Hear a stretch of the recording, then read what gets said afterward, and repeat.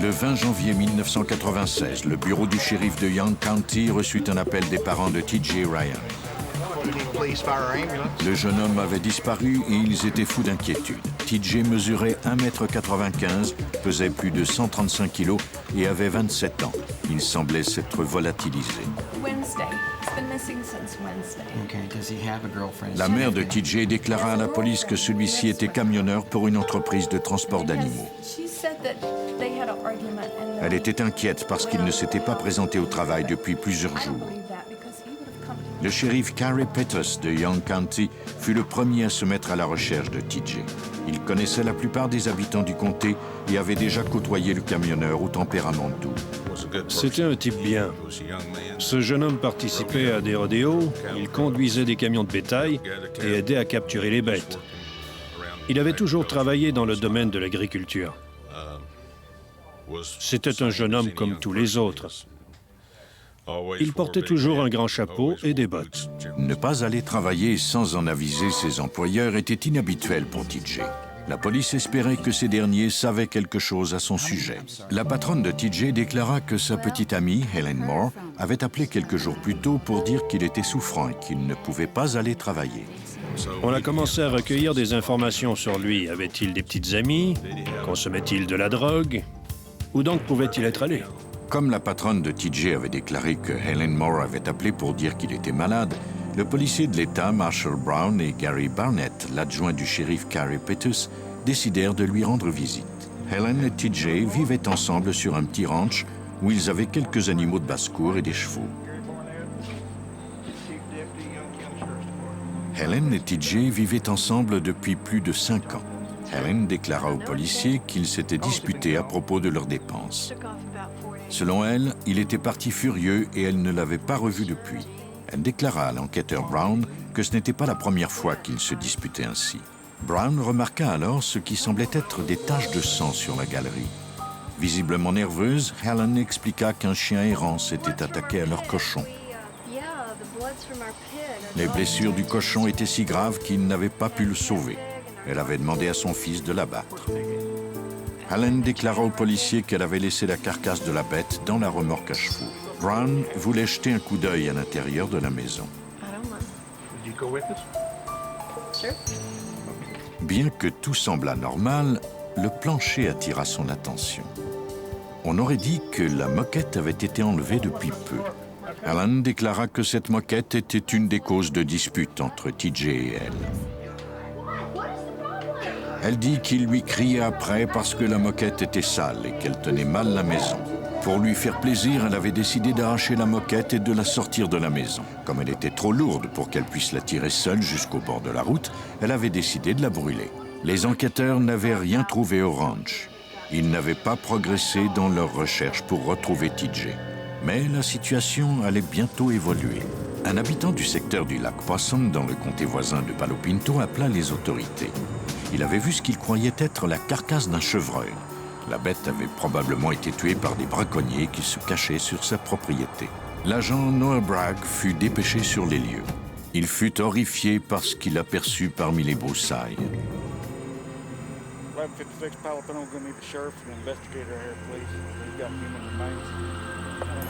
Barnett et Brown se mirent rapidement en route pour se rendre sur la scène du crime, craignant que le cas de personne disparue ne soit en fait un homicide. Quand ils arrivèrent, les policiers de Palo Pinto avaient déjà établi un périmètre de sécurité. Les enquêteurs remarquèrent immédiatement un détail étrange. Il n'y avait pas beaucoup de sang tout autour du torse. Comme le corps avait été démembré, les policiers croyaient que la victime avait été tuée ailleurs avant que son corps ne soit jeté dans spray. Des examens du torse permirent d'obtenir d'autres indices. La personne qui avait démembré le corps connaissait l'anatomie. Les jambes et l'arrière-train avaient été enlevés à partir de l'articulation. Il en allait de même avec les mains séparées des poignets. La tête et le cou de la victime étaient introuvables. Les enquêteurs remarquèrent alors des éraflures à la taille. L'agent Brown émit plusieurs hypothèses. Dans un crime relié au monde de la drogue, les meurtriers démembrent les corps pour nous empêcher de les identifier. Et c'est bien ce qui semblait s'être produit. On envoya le torse au bureau du coroner pour autopsie. Les enquêteurs devraient attendre les résultats des analyses d'ADN pour savoir s'il s'agissait bien du corps de T.J. Ryan. Les experts recueillirent d'autres indices.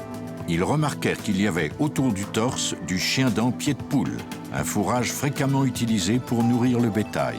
On préleva également des échantillons de fumier et des aiguilles de figuier de Barbarie. On les envoya au labo pour analyse. Le policier de l'État Marshall Brown et son équipe trouvèrent alors d'autres indices particuliers. On a trouvé un sac de plastique noir juste à côté du torse et un morceau de bois sur lequel il y avait de la peinture rouge. On pouvait supposer qu'un véhicule avait roulé sur ce morceau de bois et que la peinture rouge provenait de la carrosserie du véhicule. C'est en somme tous les indices qu'on a trouvés sur les lieux.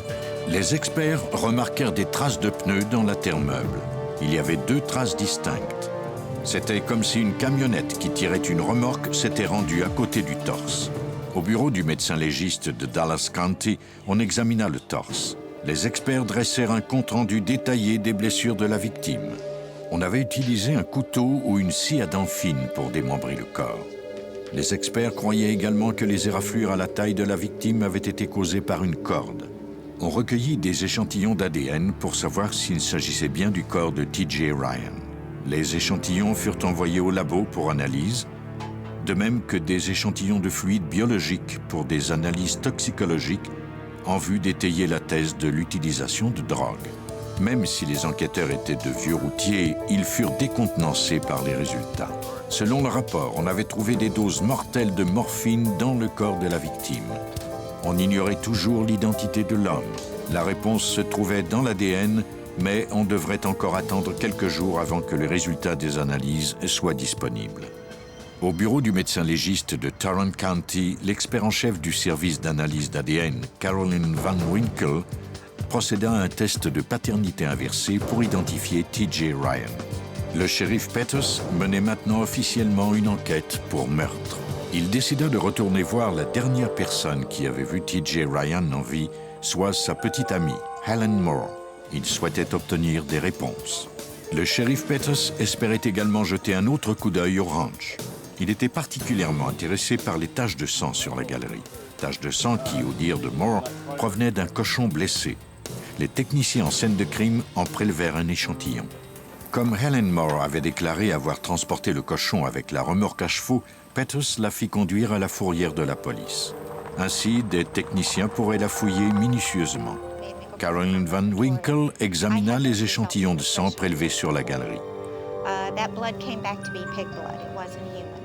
L'analyse de Van Winkle confirma que le sang trouvé sur la galerie était bel et bien du sang de cochon. Il semblait donc que Helen Moore n'avait pas menti. Les membres de l'équipe judiciaire de Young County examinèrent la camionnette et la remorque du ranch de Helen. Ils découvrirent des aiguilles de figuier de Barbarie dans les sculptures des pneus. On recueillit des échantillons pour les comparer aux aiguilles trouvées près du torse de la victime. Les experts se rappelaient avoir trouvé du fumier près de la dépouille. Ils prélevèrent des échantillons de fumier. Ceux-ci contenaient des traces de ce qui ressemblait à de la peinture rouge. Tous les échantillons furent envoyés au labo pour analyse. L'enquêteur Vi Hamilcar emmena avec elle un chien renifleur afin de savoir si la remorque avait pu servir au transport d'un cadavre. On nous a demandé de chercher des indices dans la remorque et de déterminer s'il y avait des traces de sang ou de tissu de la victime. J'ai commencé par fouiller tout autour de la remorque avec Mercy. Ensuite, nous sommes montés à bord de la remorque et la chienne s'est agitée. La chienne confirma ce que les enquêteurs commençaient à soupçonner. On trouva du sang sur le plancher de la remorque et sur les essieux. On envoya les planches tachées de sang au labo pour vérifier s'il s'agissait de sang humain. Comme on avait trouvé des fragments de peinture rouge dans le fumier près du torse de la victime, on préleva des échantillons de peinture sur la remorque pour pratiquer des analyses. On compara aussi le rayon de braquage de la camionnette et de la remorque à celui du véhicule ayant laissé des traces de pneus sur la scène du crime. Les experts en déduisirent que la camionnette de Helen avait pu se trouver sur la scène. Il manquait toutefois une preuve formelle. Rien ne démontrait que Helen avait joué un rôle dans ce crime. Les enquêteurs concentrèrent à nouveau leurs efforts sur les personnes les plus proches de T.J. Ils examinèrent les finances de Helen Moore. L'indice le plus prometteur était le fait que Helen Moore avait pris depuis peu une assurance de 150 000 $ sur la vie de son petit ami. Les enquêteurs pensaient maintenant être sur une bonne piste. Mais avant de procéder à une arrestation, ils devraient étayer leurs soupçons à l'aide d'analyses scientifiques. Au labo, Tam Garland examina les fragments de peinture prélevés sur le plancher de la remorque. On les compara aux fragments qui se trouvaient dans le fumier, là où on avait trouvé le torse de la victime. On a découvert ce que l'on croyait être des fragments de peinture rouge mélangés à des matières fécales. Le technicien a prélevé de la peinture dans la remorque pour pouvoir faire des comparaisons. Les fragments de peinture coïncidaient parfaitement. Cela diminuait considérablement les probabilités qu'un véhicule autre que celui de la suspecte ait pu se trouver dans le pré. Garland détermina que la bête avait mangé les fragments de peinture trouvés dans l'herbe et les avait ensuite évacués. La remorque de Helen s'était donc trouvée hors de tout doute sur les lieux du crime.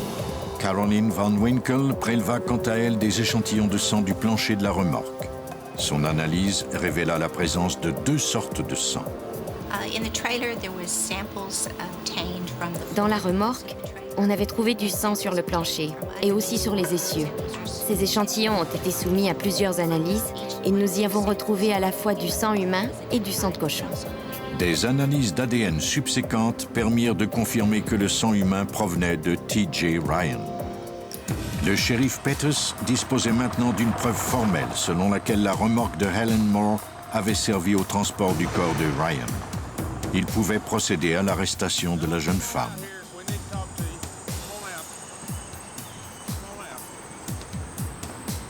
Helen Moore fut arrêtée et accusée de meurtre. Le shérif Pettus devait maintenant procéder à la reconstitution des événements. Après avoir obtenu un mandat de perquisition, son équipe put commencer un examen détaillé de la maison de Helen et de TJ. On appliqua du luminol pour vérifier s'il y avait des traces de sang. On eut au fait de constater que Moore avait utilisé un javelisant pour nettoyer la maison, éliminant ainsi toute tache résiduelle. Tous les indices qui auraient pu démontrer que le meurtre avait été commis dans la maison semblaient avoir été effacés. On avait retrouvé le torse de la victime dans un endroit isolé. Les experts en criminalistique avaient alors constaté qu'il y avait des doses mortelles de morphine dans son organisme. La police avait trouvé du sang de TJ dans la remorque de Moore. Les enquêteurs la soupçonnaient d'avoir nettoyé sa maison avec du javelisant, car l'analyse au luminol n'avait pas permis de savoir à quel endroit précis le meurtre avait été commis. Une fois encore, Vi Hummel-Carr fit appel à son chien pour venir en aide aux enquêteurs. Dans la maison de Moore, Mercy a donné l'alerte en trouvant du sang près de la porte arrière où, apparemment, le corps aurait été traîné. La chienne s'est rendue à la chambre à coucher principale par le couloir, puis dans la chambre du garçon pour nous indiquer par où le corps était passé. La chienne sentit quelque chose sous une bordure de métal. Ils la retirèrent pour la faire examiner au labo. Dans la maison, ils trouvèrent également des flacons de morphine. Pettus apprit plus tard que l'ex-mari de Helen avait été atteint du cancer. Il utilisait ce médicament comme antidouleur. Au laboratoire, on analysa des échantillons de sang prélevés sur la bordure de métal. Il s'agissait du sang de T.J. Ryan. Pour le shérif Pettus, il était évident que Helen Moore avait tué T.J. Ryan dans leur maison pour toucher son assurance-vie. Il est aussi possible que TJ et elle se soient disputés. Elle voulait acheter un autre cheval et devait emprunter de l'argent. Il lui aurait dit non. Je crois que c'est ce qui a été le déclencheur. Elle avait sans doute décidé de le faire, mais cette dispute a mis le feu aux poudres. Helen nia tout en bloc. Pettus lui montra alors les preuves que son équipe avait recueillies. Il ajouta qu'étant donné la nature irréfutable de ces indices, le procureur chercherait à la faire condamner à mort. Quand elle comprit qu'elle ne pouvait plus le nier, Helen Moore raconta au shérif comment la soirée s'était déroulée. TJ se plaignait de douleurs au dos et Helen lui suggéra de prendre de la morphine. Elle lui en donna une dose mortelle. Les enfants étaient partis quand elle mit au point la façon dont elle allait se débarrasser du corps. Comme TJ pesait plus de 135 kilos, il lui était impossible de le sortir toute seule. Elle entoura sa taille d'un lasso qu'elle attacha à sa camionnette.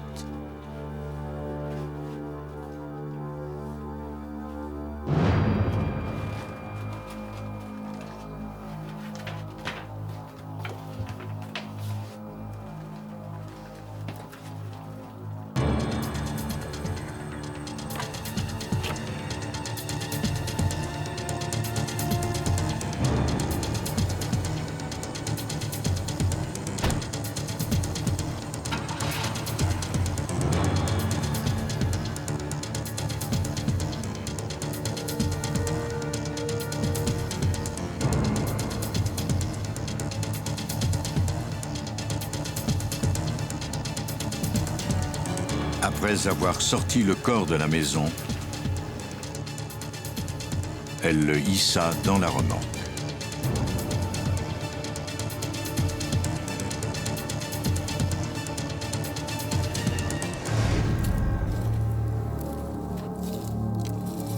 Moore, qui avait dû débiter des animaux à maintes reprises dans sa vie, découpa le cadavre dans la remorque et se débarrassa des membres en les éparpillant dans 3 comtés différents. Helen Moore a été reconnue coupable de meurtre au 1er degré. Elle a été condamnée à la prison à vie et ne sera pas éligible à la libération conditionnelle avant 30 ans.